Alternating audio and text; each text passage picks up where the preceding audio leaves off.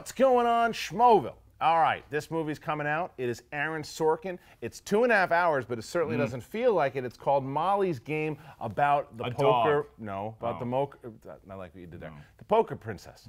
Molly Shannon. Played by Molly Bloom, played by Jessica Chastain, and another great array of cast. And if Aaron Sorkin is writing and directing this movie too, you would expect a very well-rounded cast because there's so much great dialogue to bandy about. And with this source material, having this Olympic skier who's on top of the world running this high-stakes poker game illegally, the FBI is going to get involved. So there's Hollywood royalty. There's the Russian mob is around. Idris Elba playing her lawyer almost steals the show. Run me a Pelican Brief. And Jessica Chastain together. In the same way that the Pelican Brief was its best when it was Julia Roberts and Denzel working together. That's what I mean. Their chemistry was on fire in such a way that I was not expecting. I went for the great dialogue and the interesting story. The performance I got out of this, they were cut above even what I thought I could get. Everybody was great in this movie. And this is when Kevin Costner. Sorkin to me is just we're on different sides of the coin here when I think it comes to jobs, right?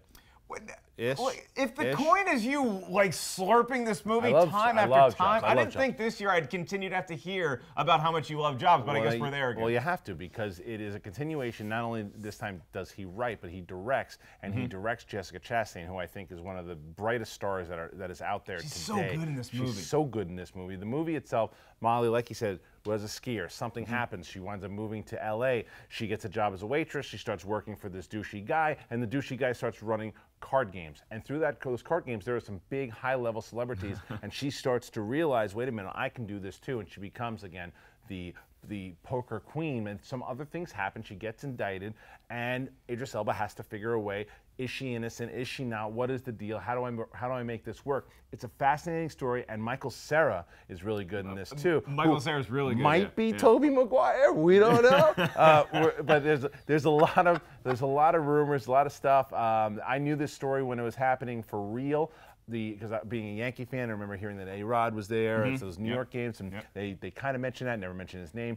But your boy Jeter got out clean. Yeah, it's true. Chris O'Dowd is in this movie, who's really he's another one. Remember the cast is fantastic, but I really want to talk about Aaron Sorkin and how he 2.5 hours me goes like this, as a director. Yeah. Because you can write a great script, and then it falls down to the hands of the director to make it a well-paced movie. Because the pacing here, like you said, it's got like one of those Braveheart kind of things. Where that movie's almost 3 hours, but it just flies by. This one, you're just and there's another movie that we're going to be reviewing sooner rather than later. I don't know, The Post, and I got the same kind of feeling from that. Although this movie is 30 minutes longer, it goes by, and I found myself hanging on every scene and wanting to know more about this story. I don't think the direction was perfect. I don't think this movie is perfect, it's not perfect. But it is so engaging from a story perspective. And I think Chastain is obviously part of that, to where it is so engaging. But I think see a nomination. But you know what it was? There's also it's possible for sure. Yeah. I think that there was I want to say lighter, but I think that it could have been just a darker movie, but it wasn't. It is fun at times, and it's the way that it is, like you said, it's the way that it's pieced together, the way that it moves, the way that it jumps back and forth, but it also has a very nice emotional thread. And there's something, again, without spoiling it, that really this movie is about, and it is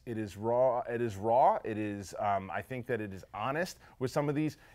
The characters, all the characters have flaws, and when they do, it's because, oh wait, they're human beings, they're not just movie characters. I think maybe one of the issues I had with Jobs is that it was such a character study. I've never been able to hold that, but it's such a character study on one person, where we focus on Molly Bloom for sure, but I think a lot of people have meat on the bone that they can chew on in their own scenes. So I like the way that it all played out. Big question for you. Molly Bloom, was she related to Jeremy Bloom, who was also a skier and then became a wide receiver in the NFL? I believe that she is, because that's what they talked about that in the movie. I'm so proud of you. They talked about it in the movie. I know. I'm so proud of you.